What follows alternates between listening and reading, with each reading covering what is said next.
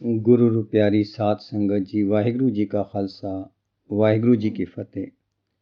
भाई साहब भाई वीर सिंह जी की एक अमोलक लिखत है जिस दा सिरलेख है बाला प्रीतम। इस विच आप जियां ने बड़े सुंदर तरीके नाल कलगीधर पातशाह दे बाल चोजां दा वर्णन कीता है। किवें आप जी बालपन अवस्था विच भी आत्म रंग दा वरतारा करदे सन। इस तो इलावा कुछ आत्मक भेदां दा भी सानू पता चलेगा। जिवें सुंदरता दा वर्णन किया गया है, ये सुंदरता सानू रस मंडल विच लै जाण लई है या आत्म रस विच लीन करन लई है। पर सानू जदों सुंदरता दा झलका वजदा है तां असी बाहरमुखी हो के जिस विचों सुंदरता आई है उस सुंदर नू जफा मारन की कोशिश करते हैं, भोगण की कोशिश करते हैं, जिस नाल असी वो जिहड़ी रस की अदुੱਤੀ अवस्था है उस तो वांझे हो जाते हैं। इस तो इलावा इस सारे प्रसंग विच आप जी ने यह भी दर्शाया है कि जदों असी कामना सहित भगती करते हैं तो कामना पूर्ण होती है, पर जदों निष्काम भगती करते हैं तो उसका फल सानू की मिलता है वो भी इस लिखत में दर्शाया है। तो जदों अपने बालपन के प्रेमियों नू सतगुरु वडेरी उम्र विच मिलते हैं, करीबन 12-14 साल बाद, तो उस वेले का मिलाप का जो वर्णन किया गया है वो कमाल का है। आओ प्यार नाल श्रवण करने की कोशिश करिए जी। मेरा बाला प्रीतम, अज चंद नहीं चढ़िया, पर चंदा सुंदरता निरी तेरी तां मुथाज नहीं। सुंदरता एक इलाही जलवा है, कदे तेरे विचों झातियां मारदी है, कदे वहंदे पाणियां विचों झाके देंदी है, कदे पहाड़ां विचों उमुल उमुल पैंदी है, कदे बनस्पति विचों मौल उठदी है, कदे बिजली दी डरावनी गड़गज विचों लिशकारा मार जांदी है, कदे समुंदर दीयां लहरां विचों तर आउंदी है, कदे गले दीयां नालियां ते साज़ां दीयां तारां तो प्रकाश पैंदी है, कदे मैदाने जंग दे गोलियां विचों कूक दे जांदी है, कदे संगे मरमर, कदे इट चूने काठ लोहे विचों प्रगटदी है, कदे गत्ते कागत रंग विचों ते कदे अखर वाग दे भावां विचों पई दर्शन देंदी है, कदे सुंदरियां दे नैणां विचों पलकारे मारदी है, कदे सोहणियां मुछैरियां ते बांकियां नुहारां विचों फुट फुट निकलदी है। सुंदरता तू अस्थूल शै नहीं है, पर अस्थूल टिकाणियां तो जलवे खूब मारदी है। तू देवी है कि देव है, तू आप है कि आपे दा प्रकाश है। देख एक सियाणा पिया आखदा है कि जो शै लाभदायक है वही सुंदर है, पर तेरे रसीए जाणदे हन कि तू कोई अरशां दी देवी है। हाँ, किसे एक दी कि बहुतियां दी लोड़ पूरक वस्तु भली है, पर सुंदरता तां लोड़ां बेलोड़ां तो वखरे लिशकारे मारदी है। हाँ, सुंदरता लाभदायक तो भी वधिक लाभदायक है। तेरे टिकाणे फकीरां कवीशरां गवैयां चित्रकारां ते संग तराशां दे मन मंदरां विच हन। सुंदरता कुदरत विच आपे पई लिशकारे मारदी है, पर कोमल उनर वालियां दे दिल भी नियारीए वांगू जगत दे रेतियां विचों कड़ दिखालदे हन। कदे कदे तेरा लिशकारा वजदियां चित अपने विच इकट्ठा हो के अनंत दे रस विच टुब्बी ला लैंदा है। तू वहम दी शै नहीं, तू ख्याल ते भरम दी बनावट नहीं, तू पारले देश दा फरिश्ता है। इस संसार तो अगे जिन्हां नूं कुछ नहीं दिसदा, तू उन्हां नूं दसदी है कि आ तक्को अगे दा दर्शन। लोकी समझदे हन कि सुंदरता जिन्हां पदार्थां या अस्थूल समानां तो झलके मारदी है, ਇਹ ਉਹਨਾਂ ਦਾ ਕੋਈ ਗੁਣ ਜਾਂ ਖਾਸੀਅਤ ਹੈ। ਕੋਈ ਸਮਝਦੇ ਹਨ ਕਿ ਕਰਮਵਾਰ ਇਕੱਤਰਤਾ ਤੋਂ ਸੁੰਦਰਤਾ ਪੈਦਾ ਹੁੰਦੀ ਹੈ। ਰੇਖਾਂ ਤੇ ਰੰਗਾਂ ਦੀ ਇਕਸੁਰਤਾ ਸੁੰਦਰਤਾ ਹੈ। ਬਾਜ਼ੇ ਸਮਝਦੇ ਹਨ ਕਿ ਸੁੰਦਰਤਾ ਕੇਵਲ ਆਪਣਾ ਭਾਵ ਮਾਤਰ ਹੈ। ਸੁੰਦਰਤਾ ਇਹ ਸਭ ਕੁਝ ਹੁੰਦੀ ਹੋਈ ਅਜੇ ਕੁਝ ਹੋਰ ਹੈ, ਤੇ ਇਹ ਸਭ ਕੁਝ ਲੈਂਦੀ ਹੋਈ ਇਹਨਾਂ ਦੀ ਮੁਤਾਜ ਨਹੀਂ। ਤੇ ਜੋ ਵੀ ਸੁੰਦਰਤਾ ਦੇ ਲੱਛਣ ਕਹੋ, ਅਜੇ ਕੁਝ ਬਾਕੀ ਰਹਿ ਜਾਂਦਾ ਹੈ। ਸੁੰਦਰਤਾ ਰੂਪ ਵਾਲੇ ਸਾਮਾਨਾਂ ਜਾਂ ਅਸਥੂਲ ਆਸਰਿਆਂ ਤੇ ਖੇਡਦੀ ਦਿਸਦੀ ਹੈ, ਪਰ ਹੈ ਇਹ ਕਿਸੇ ਹੋਰ ਦੇਸ਼ ਦੀ ਦੇਵੀ। ਇਸ ਦਾ ਅਸਰ ਜਦ ਵੱਜਦਾ ਹੈ ਤਦ ਰਸ ਪੈਂਦਾ ਹੈ। ਉਹ ਰਸ ਚਿੱਤ ਨੂੰ ਸੋਚ ਮੰਡਲਾਂ ਦੇ ਮੰਡਲ ਤੋਂ ਕੱਢ ਲੈਂਦਾ ਹੈ। ਇੱਕ ਵੇਰ ਰਸ ਵਿੱਚ ਲੀਨਤਾ ਐਸੀ ਕਰਦਾ ਹੈ ਕਿ ਸੋਚ, ਵਿਚਾਰ, ਪ੍ਰਤੀਤੀ, ਖਿਆਲ ਸਭ ਗੁੰਮ ਹੋ ਜਾਂਦੇ ਹਨ। ਮਨ ਉਹ ਸਮਾਧੀ ਹੋ ਜਾਂਦੀ ਹੈ। ਭਾਵੇਂ ਬਿਜਲੀ ਦੇ ਲਿਸ਼ਕਾਰੇ ਵਾਂਗੂ ਇਹ ਛਿੰਨ ਦਾ 1000ਵਾਂ ਹਿੱਸਾ ਠਹਿਰੇ, ਪਰ ਅਸਰ ਇਹੋ ਪਾਉਂਦੀ ਹੈ। ਹਾਂਜੀ, ਸੁੰਦਰਤਾ ਦਾ ਝਲਕਾ ਇੱਕ ਚਸੇ ਵਿੱਚ ਰਸ ਮੰਡਲ ਦਾ ਹੁਲਾਰਾ ਦੇ ਜਾਂਦਾ ਹੈ। ਉਹ ਹੁਲਾਰਾ ਚਿੱਤ ਨੂੰ ਸਾਰੇ ਦਿਸਣ ਵਾਲੇ ਨਜ਼ਾਰੇ ਤੋਂ ਤਰੋੜ ਕੇ ਆਪਣੇ ਸਰੂਪ ਵਿੱਚ ਦੇਖਣਹਾਰ ਨੂੰ ਦੇਖਣਹਾਰ ਵਿੱਚ ਜੋੜ ਜਾਂਦਾ ਹੈ। ਉਹ ਅੱਖ ਫਰਕਣ ਜਿੰਨੇ ਚਿਰ ਵਿੱਚ ਉਸ ਰਸ ਦਾ ਝਲਕਾ ਮਾਰ ਜਾਂਦਾ ਹੈ, ਜੋ ਅੱਖਾਂ, ਨੱਕ, ਕੰਨ, ਜੀਭ ਤੇ ਸਰੀਰ ਦੇ ਰਸ ਤੋਂ ਵੱਖਰਾ ਰਸ ਹੈ, ਜੋ ਅੰਦਰਲੇ ਦੇਖਣਹਾਰ ਦੇ ਦਿਸਣਹਾਰ ਤੋਂ ਛੁੱਟਿਆਂ ਆਪੇ ਵਿੱਚ ਆਇਆਂ ਖੁੱਲਦਾ ਹੈ ਤੇ ਦਿਸਦਾ ਹੈ ਕਿ ਦੇਖ, ਜੇ ਤੇ ਘਟ ਅੰਮ੍ਰਿਤ ਸਭ ਹੀ ਮੈਂ, ਭਾਵੈ ਤਿਸੈ ਪਿਆਈ। ਕੇਦਾਰਾ ਕਬੀਰ ਜੀ। ਘਰ ਦੇ ਅੰਦਰ ਬੈਠਿਆਂ ਬਾਜ਼ਾਰ ਵਿੱਚੋਂ ਸੁੰਦਰ ਧੁਨੀ ਵਾਜਿਆਂ ਤੂਤੀਆਂ ਦੀ ਆਉਂਦੀ ਹੈ। ਰਾਗ ਦੀ ਸੁੰਦਰਤਾ ਸਾਡੇ ਮਨ ਉੱਤੇ ਅਸਰ ਕਰਦੀ ਹੈ। ਮਨ ਆਪਣੇ ਵਿੱਚ ਇਕੱਠਾ ਹੋ ਜਾਂਦਾ ਹੈ, ਨੈਣ ਮੁੰਝ ਜਾਂਦੇ ਹਨ, ਰਸ ਆ ਜਾਂਦਾ ਹੈ। ਰਾਗ ਦੀ ਸੁੰਦਰਤਾ ਨੇ ਮਨ ਨੂੰ ਮਨ ਵਿੱਚ ਜੋੜ ਦਿੱਤਾ। ਬਿਰਤੀ ਚੜ੍ਹ ਗਈ, ਪਰ ਸਾਡਾ ਸੁਭਾਅ ਵੀ ਸਾਡਾ ਵੈਰੀ ਹੈ, ਜੋ ਦਿਸਣ ਵਾਲੇ ਪਦਾਰਥਾਂ ਦਾ ਅਤ ਪਿਆਰਾ ਹੋ ਚੁੱਕਾ ਹੈ। ਰਾਗ ਦੀ ਸੁੰਦਰਤਾ ਨੇ ਮਨ ਨੂੰ ਇਕੱਠਿਆਂ ਕੀਤਾ ਤੇ ਰਸ ਦੇਸ਼ ਵਿੱਚ ਛੱਡ ਦਿੱਤਾ ਸੀ, ਪਰ ਉਸ ਰਸ ਨੂੰ ਛੱਡ ਕੇ ਬਾਹਰ ਭੱਜੀਦਾ ਹੈ। ਬਾਰੀਆਂ ਖੋਲ ਕੇ ਵਾਜੇ ਵਜਾਉਣ ਵਾਲਿਆਂ ਨੂੰ ਲੱਕੜ ਚੰਮ ਦੇ ਢੋਲਾਂ ਤੂਤੀਆਂ ਨੂੰ ਤਕੀਦਾ ਹੈ ਤੇ ਇਸ ਤੱਕਣ ਵਿੱਚ ਦ੍ਰਿਸ਼ਟਮਾਨ ਵਿੱਚ ਲੱਗ ਜਾਈਦਾ ਹੈ। ਸੁੰਦਰਤਾ ਦੇ ਝਲਕੇ ਦਾ ਅਸਰ ਸੀ ਰਸ ਮੰਡਲਾਂ ਵਿੱਚ ਲੈ ਜਾਣਾ, ਅੰਤਰਮੁਖ ਸਵਾਦ ਵਿੱਚ ਡੋਬਣਾ। ਉਹ ਗਵਾ ਲਈਦਾ ਹੈ। ਸੁੰਦਰਤਾ ਦੇ ਝਲਕਾਰੇ ਵੱਜਦੇ ਸਾਰ ਤ੍ਰਿਖੇ ਵੇਗ ਨਾਲ ਲੰਘ ਜਾਣ ਵਾਲਾ ਰਸ ਰੂਪ ਇੱਕ ਅਸਰ ਹੁੰਦਾ ਹੈ। ਉਹ ਆਪੇ ਨੂੰ ਜੋੜ ਜਾਂਦਾ ਹੈ। ਜੇ ਉਸ ਦਾ ਹੀ ਅਸੀਂ ਲਾਭ ਉਠਾਈਏ ਤਾਂ ਸਮਾਧੀ ਕਹੋ, ਲੀਨਤਾ ਕਹੋ, ਪਰਮ ਸੁਖ ਕਹੋ, ਪਾ ਲਈਏ। ਪਰ ਅਸੀਂ ਸੁੰਦਰਤਾ ਪ੍ਰਕਾਸ਼ਣ ਵਾਲੇ ਪਦਾਰਥਾਂ ਵੱਲ ਦੌੜਦੇ ਹਾਂ। ਜਿੱਥੇ ਸੁੰਦਰਤਾ ਵਸਦੀ ਦਿਸਦੀ ਹੈ, ਉਹਨਾਂ ਟਿਕਾਣਿਆਂ ਨੂੰ ਕਾਬੂ ਕਰਨ ਤੇ ਭੋਗਣ ਵੱਲ ਲੱਗਦੇ ਹਾਂ। ਸੋ ਐਸਾ ਕਰਨ ਵਿੱਚ ਦ੍ਰਿਸ਼ਟਮਾਨ ਵਿੱਚ ਵਧੇਕ ਫਸਦੇ ਹਾਂ। ਦ੍ਰਿਸ਼ਟਮਾਨ ਬਿਨਸਦਾ ਹੈ, ਵਿਛੜਦਾ ਹੈ, ਬਦਲਦਾ ਹੈ, ਤਦੇ ਦ੍ਰਿਸ਼ਟਮਾਨ ਦੇ ਪ੍ਰੇਮੀ ਨੂੰ ਸੁਖ ਦੀ ਥਾਂ ਦੁੱਖ ਹੁੰਦਾ ਹੈ। ਜੇ ਕਦੇ ਬੰਦੇ ਨੂੰ ਇਹ ਸਮਝ ਪੈ ਜਾਵੇ ਕਿ ਹਰ ਪ੍ਰਕਾਰ ਦੀ ਸੁੰਦਰਤਾ ਕਲਿਆਣਕਾਰੀ ਤਾਕਤ ਹੈ, ਮੁਕਤੀ ਦਾਤਾ ਹੈ, ਰਸ ਦਾਤਾ ਹੈ, ਸੋਚ ਦੇ ਮੰਡਲ ਵਿੱਚੋਂ ਖਲਾਸੀ ਦੇ ਕੇ ਰਸ ਦੇ ਮੰਡਲ ਵਿੱਚ ਲੈ ਜਾਣ ਵਾਲੀ ਦੇਵੀ ਹੈ, ਤਾਂ ਕਲਿਆਣ ਖੱਬੇ ਹੱਥ ਦੀ ਖੇਡ ਹੈ। ਪਰ ਰਸੀਏ, ਨਾਮ ਰਸੀਏ ਬਿਨਾਂ ਸੁੰਦਰਤਾ ਦਾ ਇਹ ਲਾਭ ਕੌਣ ਉਠਾਉਂਦਾ ਹੈ? ਲੋਕੀ ਤਾਂ ਇਹ ਕਰਦੇ ਹਨ ਕਿ ਸੁੰਦਰਤਾ ਡਿੱਠੀ, ਸੁੰਦਰਾਂ ਦੇ ਮਗਰ ਉੱਠ ਭੱਜੇ। ਸੁੰਦਰਾਂ ਦੇ ਪ੍ਰਾਪਤ ਕਰਨ ਵਿੱਚ ਮਨ ਖਿੰਡ ਗਿਆ, ਪ੍ਰਾਪਤ ਕਰਕੇ ਭੋਗਾਂ ਵਿੱਚ ਲਾਇਆ, ਭੋਗਾਂ ਨਾਲ ਮਨ ਮੈਲਾ ਹੋ ਗਿਆ। ਖਿੰਡੇ ਤੇ ਮੈਲੇ ਮਨ ਨੇ ਸੁੰਦਰਤਾ ਵੀ ਵਲੂੰਦਰ ਦਿੱਤੀ। ਸੁੰਦਰਤਾ ਤਾਂ ਕੀ ਵਲੂੰਦਰੀ ਜਾਣੀ ਸੀ, ਉਹ ਤਿਲਕ ਗਈ। ਸੁੰਦਰ ਝਾਉ ਗਏ। ਮੈਲਾ ਤੇ ਖਿੰਡਿਆ ਮਨ ਬਲਹੀਨ ਤੇ ਦੁਖੀ ਹੋ ਗਿਆ। ਜਿਸ ਸੁੰਦਰਤਾ ਦੇ ਝਲਕਾਰੇ ਨੇ ਇਕਾਗਰ ਤੇ ਨਿਰਮਲ ਕਰਨਾ ਸੀ, ਜਿਸ ਨਿਰਮਲਤਾ ਤੇ ਇਕਾਗਰਤਾ ਨੇ ਰਸ ਰੂਪ ਤੇ ਬਲਵਾਨ ਕਰਨਾ ਸੀ, ਉਹ ਸੁੰਦਰਤਾ ਜਿਸ ਨੇ ਅੰਤਰਮੁਖ ਕਰਕੇ ਆਪੇ ਨੂੰ ਆਪੇ ਵਿੱਚ ਦੇਖਣਹਾਰ ਨੂੰ ਦੇਖਣਹਾਰ ਵਿੱਚ ਟਿਕਾਉਣਾ ਸੀ, ਜਿਸ ਨੇ ਸਰਬਾਧਾਰ ਦੇ ਮੰਡਲ ਪਰਮ ਆਨੰਦ ਵਿੱਚ ਪਹੁੰਚਣਾ ਸੀ, ਉਸੇ ਸੁੰਦਰਤਾ ਦਾ ਝਲਕਾ ਉਲਟੇ ਪਾਸੇ ਦ੍ਰਿਸ਼ਟਮਾਨ ਵਿੱਚ ਲੈ ਜਾਂਦਾ ਹੈ। ਹਾਂ, ਤ੍ਰਾਣਕਰਤਾ ਫਸਾਣਕਰਤਾ ਹੋ ਜਾਂਦਾ ਹੈ, ਪਰ ਇਹ ਸੁੰਦਰਤਾ ਦੇ ਜ਼ਿੰਮੇ ਨਹੀਂ, ਵਰਤਨਹਾਰੇ ਦੇ ਜ਼ਿੰਮੇ ਹੈ। ਵਰਤਨਹਾਰਾ ਕੀ ਕਰੇ? ਉਸ ਦਾ ਸੁਭਾਅ ਇਹੋ ਹੋ ਚੁੱਕਾ ਹੈ। ਜਦ ਸੁੰਦਰ ਸ਼ੈ ਜਾਂ ਸੁੰਦਰ ਜੀਵ ਡਿੱਠਾ ਉਸ ਦੀ ਪ੍ਰਾਪਤੀ ਵਿੱਚ ਲੱਗ ਗਏ। ਜਦ ਮਨ ਰੱਜ ਕੇ ਮੂੰਹ ਮੋੜ ਬੈਠਾ, ਫਿਰ ਹੋਰ ਸੁੰਦਰ ਸ਼ੈ ਤੱਕੀ, ਫਿਰ ਉਸ ਦੇ ਮਗਰ ਲੱਗ ਪਏ। ਇਹ ਸੁਭਾਅ ਕਿਉਂ ਬਦਲੇ?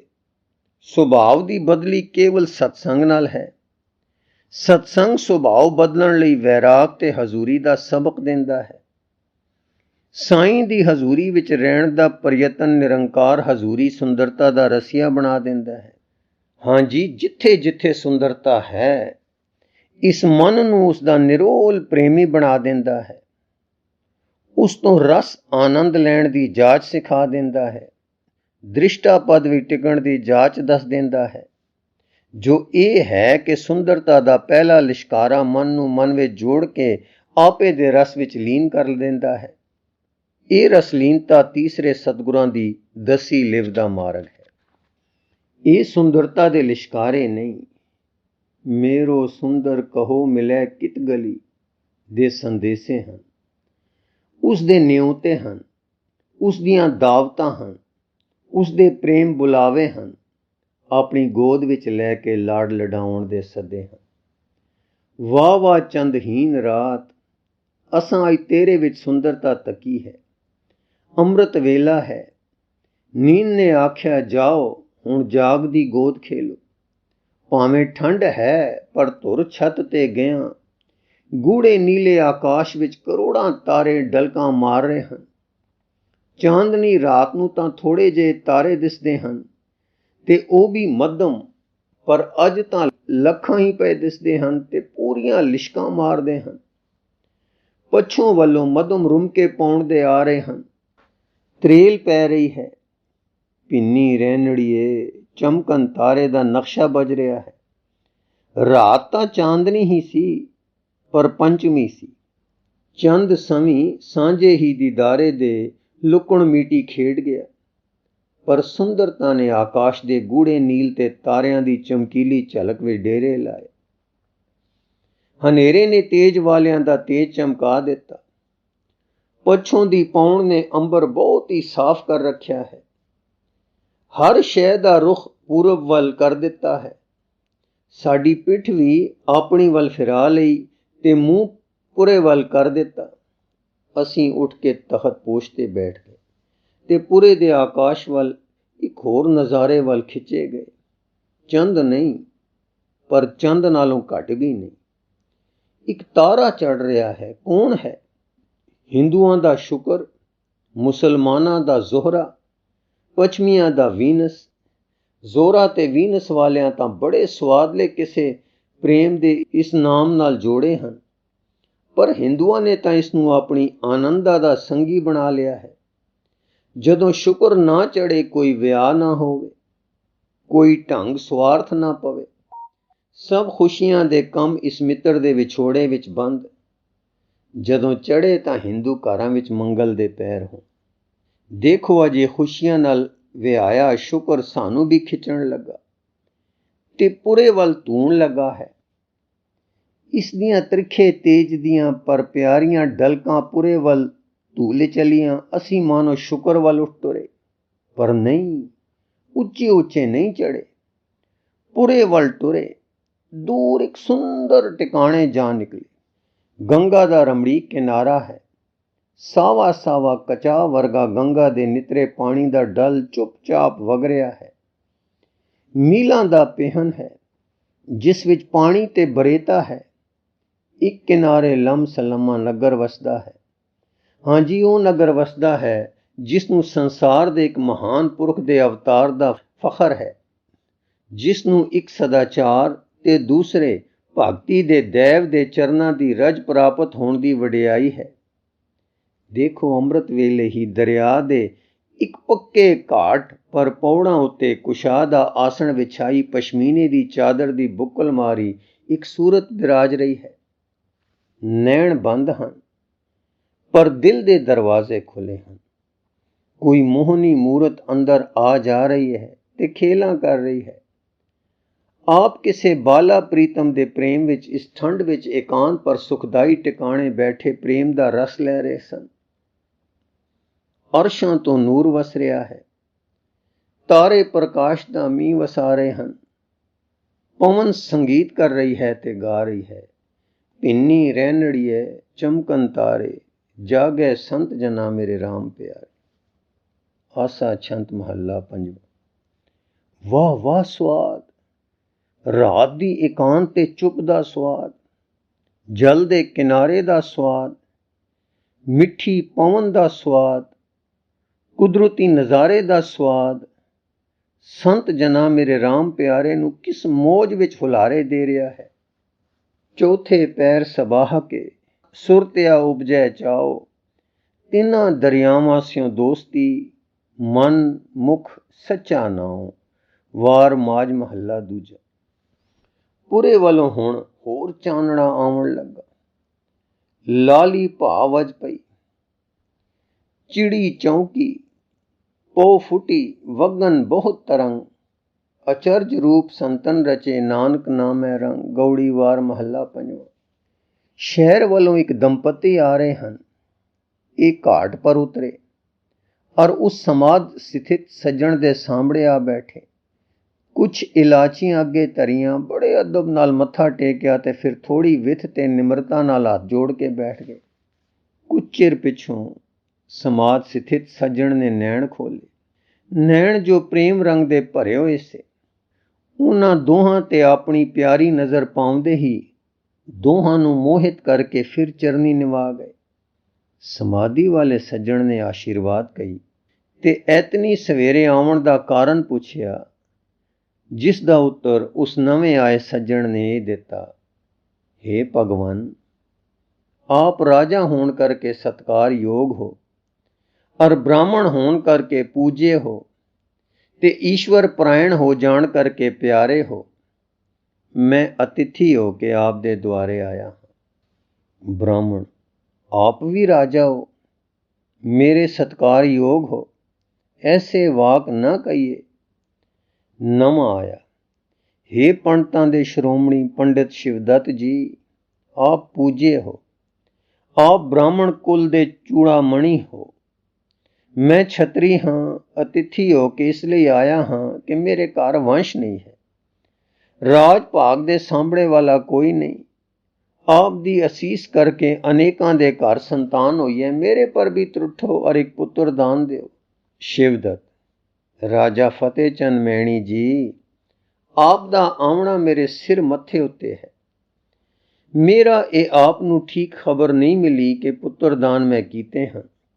ਫਤਿਹ ਚੰਦ, ਸ੍ਰੀ ਜੀ, ਫਲਦਾਰ ਬ੍ਰਿਛ ਨਿਉਂਦੇ ਹਨ, ਵੱਡੇ ਸਦਾ ਨਿਮਰਤਾ ਕਰਦੇ ਹਨ, ਪਰ ਸ੍ਰੀ ਜੀ, ਜਿਸ ਤਰ੍ਹਾਂ ਜਗਤਾ ਸੇਠ ਔਰ ਅਨੇਕਾਂ ਹੋਰਨਾਂ ਪਰ ਤਰੁੱਠੇ ਹਨ, ਮੇਰੇ ਪਰ ਵੀ ਤਰੁੱਠ ਪੈਣ। ਕੇਵਲ ਇੱਕ ਪੁੱਤਰ ਦੀ ਯਾਚਨਾ ਹੈ ਔਰ ਇਸ ਲਈ ਮੈਂ ਆਪ ਦੀ ਸ਼ਰਨ ਆਇਆ ਹਾਂ। ਸ਼ਿਵਦੱਤ, ਹੇ ਰਾਜਾ, ਹੇ ਮੇਰੇ ਮਿੱਤਰ, ਹੇ ਸਤਕਾਰਯੋਗ ਸੱਜਣ, ਇਹ ਕੌਤੁਕ ਈਸ਼ਵਰ ਆਪ ਕਰ ਰਿਹਾ ਹੈ। ਇਹ ਜ਼ਾਹਰੀ ਕਲਾ ਉਸ ਦੀ ਵਰਤ ਰਹੀ ਹੈ। ਮੈਂ ਕੀ ਕਹਾਂ, ਉਹ ਆਪ ਆਇਆ ਹੋਇਆ ਹੈ, ਆਪ ਚੋਜ ਕਰ ਰਿਹਾ ਹੈ। ਫਤਿਹ ਚੰਦ, ਪਰ ਤੁਹਾਡੀ ਰਸਨਾ ਤੇ ਹੀ ਬੈਠ ਕੇ ਕਰਦਾ ਹੈ। ਸ਼ਿਵਦੱਤ, ਆਪ ਸਰੀਰ ਧਾਰ ਕੇ ਕਰ ਰਿਹਾ ਹੈ, ਮੈਨੂੰ ਤਾਂ ਦਰਸ਼ਨਾਂ ਨਾਲ ਨਿਹਾਲ ਕਰ ਰਿਹਾ ਹੈ। ਸੱਚ ਜਾਣੋ, ਮੈਂ ਟਾਲ ਨਹੀਂ ਰਿਹਾ। ਮੇਰਾ ਵਿਸ਼ਵਾਸ, ਦ੍ਰਿੜ ਵਿਸ਼ਵਾਸ ਇਹ ਹੈ ਕਿ ਆਤਮ ਮੰਡਲਾਂ ਦੀ ਉਹ ਜੋਤ ਜੋ ਕਦੇ ਗਿਲਾਨੀ ਭਈ ਤੇ ਸੰਸਾਰ ਰੱਖਿਆ ਨੂੰ ਆਇਆ ਕਰਦੀ ਹੈ, ਆਈ ਹੋਈ ਹੈ। ਮੈਂ ਪਤੀਏ ਲਏ ਹਨ, ਜੋ ਸੰਕਲਪ ਧਾਰੇ ਪੂਰੇ ਹੋਏ ਹਨ। ਜੇ ਮੈਂ ਇਸੇ ਕਿਨਾਰੇ ਇਹ ਸੋਚ ਕੇ ਬੈਠਾ ਹਾਂ ਕਿ ਰਾਮ ਰੂਪ ਹੋ ਕੇ ਦਿਸੇ, ਤਾਂ ਉਸ ਦਿਨ ਰਾਮ ਰੂਪ ਹੀ ਹੋ ਦਿਸੇ। ਜੇ ਕ੍ਰਿਸ਼ਨ ਰੂਪ ਚ ਆਇਆ ਤਾਂ ਉਹ ਰੂਪ ਵਾਲੇ ਹੋ ਗਏ। ਜੇ ਬੁੱਧ ਭਗਵਾਨ ਦੀ ਸੂਰਤ ਚ ਆਈ ਤਾਂ ਉਹ ਧਾਰ ਆਏ। ਜੋ ਕਹਿਆ ਸੋ ਹੋ ਗਿਆ। ਆਪਣੇ ਆਪ ਉਹ ਜੋ ਸੈਨਤ ਮਾਰ ਗਏ ਸੋ ਕਰ ਗਏ। ਕਲੇਜਾ ਕੱਢ ਲਿਆ। ਮੈਂ ਹੁਣ 8 ਪੈਰ ਉਹਨਾਂ ਦੀ ਸੁੰਦਰ ਮੂਰਤੀ ਦੀ ਛਵੀ ਵਿੱਚ ਮਗਨ ਹਾਂ। ਇਹੋ ਮੇਰੀ ਸਮਾਧੀ ਹੈ, ਇਹੋ ਮੇਰਾ ਤਪ ਹੈ।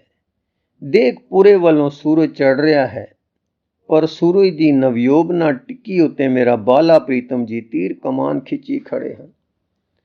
ਪਿਆਰੇ ਮਿੱਤਰ, ਸ਼ਰਨ ਲਵੇਂ ਤਾਂ ਪੁੱਤਰ ਕੀ ਲੋਕ ਪਰਲੋਕ ਮਿਲ ਜਾਏ।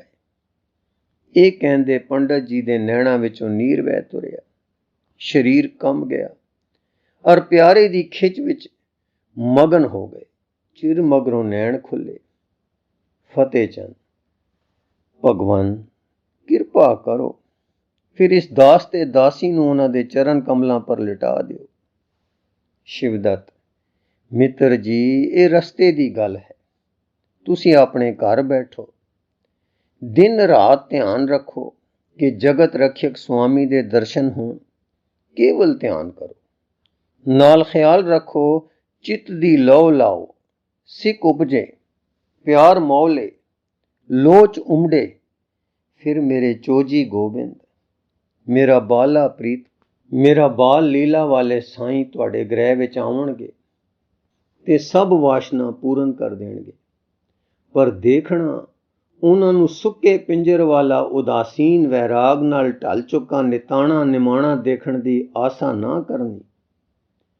ਉਹ ਆਤਮ ਮੰਡਲ ਦਾ ਸੁਆਮੀ ਹੈ, ਖੇੜੇਦਾਰ ਰੰਗ ਦਾ ਹੈ, ਹਸਮੂਰਤੀ ਹੈ, ਮਨਮੋਹਨ ਹੈ, ਰਸੀਆ ਹੈ, ਆਨੰਦ ਕੰਦ ਹੈ, ਖੁਸ਼ੀ ਦਾ ਉਛਾਲਦਾਰ ਸਾਗਰ ਹੈ, ਉਮਾਹ ਦਾ ਸੁਬਰ ਭਰਿਆ ਸਰੋਵਰ ਹੈ, ਉਤਸ਼ਾਹ ਦੀ ਸਦਾ ਖਿੜੀ ਬਸੰਤ ਹੈ, ਖਿੱਚਦਾਰ ਹੈ, ਖਿੱਚਦਾ ਹੈ, ਧੂੰਦਾ ਹੈ, ਪਰ ਪਤਾ ਨਹੀਂ ਲੱਗਦਾ, ਤੱਕਦਾ ਹੈ, ਜਾਦੂ ਫੇਰਦਾ ਹੈ, ਹੱਸਦਾ ਹੈ, ਠੱਗਦਾ ਹੈ, ਬਚਨ ਕਰਦਾ ਹੈ, ਮੋਹਦਾ ਹੈ। ਅਨੁਰਾਗ ਅਵਤਾਰ ਹੈ, ਸਾਖਿਆਤ ਪ੍ਰੇਮ ਹੈ। ਦੇਖੇਗਾ ਫਿਰ ਦੇਖ ਨਾ ਸਕੇਗਾ, ਪਰ ਅੰਦਰਲੇ ਨੈਣ ਖੁੱਲ ਜਾਣਗੇ, ਫਿਰ ਦਿਵਯਤਾ ਦੇਖੇਗਾ। ਇਹ ਵਾਕ ਸੁਣਦਿਆਂ ਸੁਣਦਿਆਂ ਇਸਤਰੀ ਪਤੀ ਦੋਹਾਂ ਦੇ ਕਲੇਜੇ ਵਿੱਚ ਇੱਕ ਖਿੱਚ ਪੈਦਾ ਹੋ ਗਈ। ਇੱਕ ਸੁਖ ਦੀ ਝਰਨਾੜ ਛਿੜੀ, ਇੱਕ ਰਸ ਦੀ ਲਹਿਰ ਲੰਗੀ, ਇੱਕ ਉਮਾਹੀ ਫਿਰਕਾ ਫਿਰ ਗਿਆ। ਸ਼ਿਵਦੱਤ, ਜਾਓ, ਹੁਣ ਘਾਟ ਪਰ ਲੋਕ ਆ ਰਹੇ ਹਨ। ਤੁਸਾਨੂੰ ਦੋਹਾਂ ਨੂੰ ਇਸ ਤਰ੍ਹਾਂ ਵੇਖ ਕੇ ਵਿਚਾਰ ਕਰਨਗੇ। ਮੈਂ ਭਾਵੇਂ ਰਾਜਾ ਹਾਂ, ਪਰ ਬ੍ਰਾਹਮਣ ਹੋਣ ਕਰਕੇ ਤੇ ਸਦਾ ਤੋਂ ਠਾਕਰ ਪੂਜਾ ਇੱਥੇ ਕਰਨੇ ਕਰਕੇ ਦੰਦ ਕਥਾ ਵਿੱਚ ਨਹੀਂ ਆਇਆ ਹੋਇਆ। ਫਤਿਹ ਚੰਦ। ਸਤ ਬਚਨ ਭਗਵਾਨ, ਠਾਕਰ ਪੂਜਾ ਆਪਨੇ ਇਸੇ ਕਾਰਨ ਤੇ ਤਿਆਗੀ ਜਾਪਦੀ ਹੈ। ਸ਼ਿਵਦੱਤ, ਨੈਣ ਭਰ ਕੇ, ਨਕਾਸ਼ਟੇ ਵਿਦਿਅਤੇ ਦੇਵੋ ਨੇ, ਪਾਖਾਣੰ ਨ ਮ੍ਰਿਣ ਮੈਂ ਅੰਗ। ਭਾਵ, ਨਾ ਠਾਕਰ ਕਾਠ ਵਿੱਚ ਹੈ, ਨਾ ਪੱਥਰ ਵਿੱਚ ਤੇ ਨਾ ਮਿੱਟੀ ਵਿੱਚ। ਜਿਉਂਦਾ ਠਾਕਰ, ਜੀਵਨ ਸ਼ਕਤੀ ਵਾਲਾ ਠਾਕੁਰ, ਆਪ ਠਾਕੁਰ, ਸੱਚਮੁੱਚ ਦਾ ਠਾਕਰ ਆ ਗਿਆ ਹੈ। ਹੁਣ ਪਾਵੋਹੇ ਵਿਦਿਅਤੇ ਦਵਸਵੈ ਸਮਾਦ ਪਾਵੋਹੇ ਕਾਰਣਮ। ਹੁਣ ਤਾਂ ਮੇਰੀ ਸ਼ਰਧਾ ਵਿੱਚ ਮੇਰਾ ਠਾਕੁਰ ਵਸਦਾ ਹੈ। ਮੇਰੀ ਭਾਵਨਾ ਨੇ ਮੇਰੀ ਖਿਆਲੀ ਮੂਰਤ ਨਹੀਂ ਮਿਥ ਲਈ, ਸਗੋਂ ਮੇਰੀ ਭਾਵਨਾ, ਮੇਰੀ ਮਨਸ਼ਾ, ਮੇਰੇ ਹਿਰਦੇ ਮੰਡਲ ਅੰਦਰ ਜੀਵਦਾ ਠਾਕਰ ਆ ਵਸਿਆ ਹੈ। ਹੁਣ ਇਹ ਜੀਵਦਾ ਠਾਕਰ ਮੇਰਾ ਜੀਵਨ ਹੈ। ਜੀਵਨ ਠਾਕਰ ਹੈ, ਠਾਕਰ ਜੀਵਨ ਹੈ, ਜੀਵਦਾ ਠਾਕਰ ਹੈ, ਜੀਵਦਾ ਹੈ, ਬੋਲਦਾ ਹੈ, ਪਿਆਰਦਾ ਹੈ। ਮੇਰਾ ਬਾਲਾ ਪ੍ਰੀਤਮ, ਮੇਰਾ ਬਾਲਾ ਪ੍ਰੀਤਮ ਕਹਿੰਦੇ ਕਹਿੰਦੇ ਪੰਡਤ ਦੇ ਨੈਣ ਬੰਦ ਹੋ ਗਏ ਤੇ ਜਲ ਧਾਰਾ ਵਹਿ ਟੁਰੀ। ਗੰਗਾ ਦੇ ਠੰਡੇ ਸੀਤ ਜਲ ਵਿੱਚ ਇਹ ਜੀਵਨ ਸੋਮੇ ਤੋਂ ਨਿਕਲੀਆਂ ਨਿੱਗੀਆਂ ਹੰਝਾਂ ਤਰਪ ਤਰਪ ਟੱਠੀਆਂ। ਹੁਣ ਰਾਜਾ ਫਤਿਹ ਚੰਦ ਤੇ ਉਸਦੀ ਇਸਤਰੀ ਮੱਥਾ ਟੇਕ ਕੇ ਵਿਦਾ ਹੋ ਗਏ। ਸੂਰਜ ਦੀ ਟਿੱਕੀ ਉੱਚੀ ਹੋ ਆਈ। ਗੰਗਾ ਜਲ ਵਿੱਚ ਸੂਰਜ ਦੀਆਂ ਕਿਰਨਾਂ ਪੈ ਪੈ ਕੇ ਕਿਹਾ ਰੰਗ ਦੇ ਰਹੀਆਂ ਹਨ। ਇਧਰ ਘਾਟ ਪਰ ਗਹਿਮਾ ਗਹਿਮਾ ਹੋ ਗਈ। ਇਸ਼ਨਾਨੀਆਂ, ਧਿਆਨੀਆਂ, ਠਾਕਰ ਪੂਜਕਾਂ ਦੀ ਭੀੜ ਲੱਗ ਰਹੀ ਹੈ। ਰੋਲਾ ਪੈ ਰਿਹਾ ਹੈ। ਸ਼ਿਵਦੱਤ ਬ੍ਰਾਹਮਣ ਦਾ ਇਸ ਰੋਲੇ ਵਿੱਚੋਂ ਵੀ ਉੱਠਣ ਨੂੰ ਚਿੱਤ ਨਹੀਂ ਕਰਦਾ। ਰੋਲੇ ਵਿੱਚੋਂ ਕਿਸੇ ਸ਼ਾਂਤੀ ਵੱਲ ਲੋਭ ਲਾ ਬੈਠਾ ਹੈ। ਭੀੜ ਵਿੱਚੋਂ ਕਿਸੇ ਤਾਂਗ ਵਿੱਚ ਹੈ। ਅਚਾਨਕ ਪਾਣੀ ਵਿੱਚ ਕਿਸੇ ਭਾਰੀ ਸ਼ੈ ਦੇ ਡਿੱਗਣ ਦੀ ਆਵਾਜ਼ ਆਈ ਔਰ ਗੰਗਾ ਦਾ ਪਾਣੀ ਇਸ ਤਰ੍ਹਾਂ ਉਛਲਿਆ ਕਿ ਜਿਸ ਤਰ੍ਹਾਂ ਕਰੜਾ ਭੂਚਾਲ ਆ ਜਾਂਦਾ ਹੈ। ਪਾਣੀ ਉਛਲਦਾ ਹੈ ਕਿ ਮਾਨੋ ਸ਼ਵ ਸਾਗਰ ਵਿੱਚ ਤੂਫਾਨ ਆ ਗਿਆ ਹੈ। ਛੱਲਾਂ ਦਾ ਉਛਾਲਾ ਨਦੀ ਦੇ ਵਿੱਚ ਹੀ ਨਹੀਂ, ਕਿਨਾਰੇ ਤੇ ਮਾਨੋ ਫਾਗ ਮਚੋਰੀ ਹੋਰੀ ਵਾਂਗੂ ਸਾਰੇ ਘਾਟ ਪਰ ਤਰਥਲ ਮਚਾ ਗਿਆ ਹੈ। ਸਭ ਕਰਮਕਾਂਡੀ ਬ੍ਰਹਮਚਾਰੀ ਭੱਜੇ ਜਾ ਰਹੇ ਹਨ। ਗੋਬਿੰਦ ਗੋਬਿੰਦ ਦੀ ਸਦ ਸਭ ਦੇ ਮੂੰਹੋਂ ਆ ਰਹੀ ਹੈ। ਪੱਲੋ ਪੱਲੀ ਵਿੱਚ ਘਾਟ ਸਾਫ਼ ਹੋ ਗਿਆ। ਸਾਰੀ ਭੀੜ ਨਸ ਭੱਜ ਗਈ। ਘਾਟ ਨਿਰਜਨ ਹੋਣ ਦੀ ਦੇਰ ਸੀ ਕਿ ਛੱਲਾਂ ਬੰਦ ਹੋ ਗਈਆਂ ਔਰ ਪਾਣੀ ਵਿੱਚੋਂ ਪੁਰੇ ਵੱਲੋਂ ਸੂਰਜ ਦੀ ਟਿੱਕੀ ਅਤੇ ਸ਼ਿਵਦੱਤ ਦੇ ਤਰਸ ਦੇ ਨੈਣਾਂ ਦੇ ਵਿਚਕਾਰ ਅਰਸ਼ਾਂ ਕੁਰਸ਼ਾਂ ਦੇ ਨੂਰ ਦੀ ਜੋਤੀ ਆ ਖਲੋਤੀ। ਪੰਡਤ ਜੀ, ਚੁਫਾਲ ਦੰਡਵਤ ਵਿੱਚ ਪੈ ਗਏ ਤੇ ਮੋਹਨੀ ਮੂਰਤ ਜੋਤ ਨਿਰੰਜਨੀ ਨੇ ਪੈਰ ਦੇ ਪਿਆਰ ਭਰੇ ਠੁੱਡੇ ਨਾਲ ਸਿਰ ਨੂੰ ਛੋ ਕੇ ਕਿਹਾ, ਉਠੋ। ਚਰਨ ਛੋਏ ਕੇ ਸੁਖ ਸਾਗਰ ਛੋ ਗਿਆ। ਅਮੇਵੇਂ ਰਸ ਦੀ ਚਰਨਾਹਟ ਪੰਡਤ ਜੀ ਦੇ ਲੂੰ ਲੂੰ ਵਿੱਚੋਂ ਲੰਘ ਗਈ। ਉੱਠ ਕੇ ਗੋਡਿਆਂ ਭਾਰ ਅਦਬ ਨਾਲ ਹੋ ਬੈਠੇ। ਬਾਲਾ ਪ੍ਰੀਤਮ, ਮੇਰਾ ਬਾਲਾ ਪ੍ਰੀਤਮ ਦਾ ਜਾਪ ਜਪ ਰਹੇ ਹਨ। ਤੱਕਦੇ ਹਨ ਤਾਂ ਇੱਕ ਸਜਿੰਦ ਤੇ ਇੱਕ ਨਜਿੰਦ, ਦੋ ਸੂਰਜਾਂ ਦੇ ਝਲਕਾਰੇ ਵੱਜ ਕੇ ਨੈਣ ਮੁੰਦੇ ਜਾਂਦੇ ਹਨ। ਬਾਲਾ ਪ੍ਰੀਤਮ ਜੀ, ਪੰਡਤ ਜੀ ਦੇਖੋ, ਠਾਕੁਰ ਦੇ ਸਾਰੇ ਪ੍ਰੇਮੀ ਨਸ ਗਏ। ਸੂਰਜ ਦੇ ਉਪਾਸ਼ਕ 4 ਛਿਟ ਪਾਣੀ ਦਾ ਤਸੀਹਾ ਨਹੀਂ ਭੋਗ ਸਕੇ। ਬ੍ਰਹਮਚਾਰੀ ਸੰਧਿਆ ਤਰਪਣ ਵਿੱਚ ਤਿਆਗ ਕੇ ਉੱਠ ਭੱਜੇ, ਜੋ ਧੋਤੀ ਸਾਫਾ ਨਾ ਭੇਜਾਏ। ਸਮਾਧੀਆਂ ਵਾਲੇ ਪਾਣੀ ਦੇ ਖੜਕਾਰੇ ਨਾਲ ਉਥਾਨ ਹੋ ਗਏ। ਧਰਮ ਦਾ ਪਿਆਰ ਕਿਸ ਨਿਵਾਣ ਵਿੱਚ ਜਾ ਵਸਿਆ ਹੈ। ਇਸ ਕਾਰਨ ਦੇਸ਼ ਦਾ ਕਲਿਆਣ ਨਹੀਂ ਹੋ ਰਿਹਾ। ਦੇਸ਼ ਮੁਰਦਾ ਹੋ ਗਿਆ ਹੈ। ਰਸਮ ਪ੍ਰਸਤੀ ਬਾਕੀ ਹੈ। ਬੁੱਤ ਹੈ ਪਰ ਜਿੰਦ ਨਹੀਂ। ਕਲਬੂਤ ਹੈ ਪਰ ਰੂਹ ਨਹੀਂ। ਦੇਹ ਹੈ ਪਰ ਭਵਰ ਨਹੀਂ। ਪੰਡਤ, ਤਿਆਗ ਕਰ, ਪਰ ਜੋ ਤਿਆਗੇ ਨਦੀ ਵਿੱਚ ਨਾ ਸਿੱਟ, ਲੋੜਵੰਦ ਨੂੰ ਦੇ। ਜੋਗ ਕਰ, ਪਰ ਸੁੰਝ ਵਿੱਚ ਨਾ ਜੁੜ, ਸਾਈਂ ਨਾਲ ਜੁੜ। ਸੰਸਾਰ ਤੋਂ ਤਰੁੱਟ ਨਾ, ਪਰ ਉੱਚਾ ਹੋ ਕੇ ਉਪਕਾਰ ਕਰ। ਭਜਨ ਕਰ, ਪਰ ਗ੍ਰਸਤ ਨਾ ਛੋੜ। ਸਿਮਰਨ ਕਰ, ਪਰ ਕੰਮ ਨਾ ਛੱਡ। ਸਰੀਰ ਮਿਥਿਆ ਹੈ ਜਾਣ ਕੇ ਆਲਸੀ ਨਾ ਹੋ, ਪਰ ਇਸ ਨੂੰ ਸਫਲ ਕਰ। ਆਤਮ ਸਤਿਆ ਹੈ, ਬਲ ਹੈ, ਸ਼ਕਤੀ ਹੈ, ਉਮਾ ਹੈ, ਰਸ ਹੈ, ਖਿੜਾਓ ਹੈ। ਜਿੱਥੇ ਇਹ ਹੈ ਉੱਥੇ ਸਾਈਂ ਹੈ। ਇਹ ਕਹਿੰਦੇ ਹੀ ਬਾਲਾ ਪ੍ਰੀਤਮ ਜੀ ਨੇ ਫਿਰ ਛਾਲ ਮਾਰੀ। ਮਗਰੋਂ 5-10 ਹੋਰ ਅਮਝੋਲੀਆਂ ਨੇ ਛਾਲ ਮਾਰੀ। ਉਹ ਮਲਕੜੇ ਤਰਦੇ ਹਨ। ਗੋਰਾ ਗੋਰਾ ਸ਼ਰੀਰ, ਪਿਆਰਾ ਪਿਆਰਾ ਸ਼ਰੀਰ, ਬਾਲਾ ਸ਼ਰੀਰ ਸਥਾਰ ਗੰਗਾ ਪਰ ਪਿਆ ਹੈ। ਗੰਗਾ ਦਾ ਵਹਾਓ ਮਲਕੜੇ ਪਰੇ ਨੂੰ ਲਿਜਾ ਰਿਹਾ ਹੈ ਤੇ ਪੰਡਤ ਜੀ ਖੜੇ ਤੱਕ ਰਹੇ ਹਨ। ਸਿਰ ਨਿਵਾ ਰਹੇ ਹਨ, ਹੱਸ ਰਹੇ ਹਨ, ਰੋ ਰਹੇ ਹਨ, ਖੀਵੇ ਹੋ ਰਹੇ ਹਨ। ਨਮੋ ਸੂਰਜ ਸੂਰਜੇ, ਨਮੋ ਚੰਦਰ ਚੰਦਰੇ ਕਹਿ ਰਹੇ ਹਨ। ਕੁਝ ਚਿਰ ਬਾਅਦ ਬਾਲਾ ਪ੍ਰੀਤਮ ਜੀ ਦੂਰ ਨਿਕਲ ਗਏ ਤੇ ਨਜ਼ਰਾਂ ਤੋਂ ਓਲੇ ਹੋ ਗਏ। ਗੁਰੂ ਰੂ ਪਿਆਰੀ ਸਾਧ ਸੰਗਤ ਜੀ, ਇਸ ਲਿਖਤ ਦਾ ਅਗਲਾ ਹਿੱਸਾ ਆਪ ਜੀ ਨੂੰ ਅੱਗੇ ਪੜ੍ਹ ਕੇ ਸਰਵਣ ਕਰਾਉਣ ਦੀ ਕੋਸ਼ਿਸ਼ ਕਰਾਂਗੇ ਜੀ। ਵਾਹਿਗੁਰੂ ਜੀ ਕਾ ਖਾਲਸਾ, ਵਾਹਿਗੁਰੂ ਜੀ ਕੀ ਫਤਿਹ।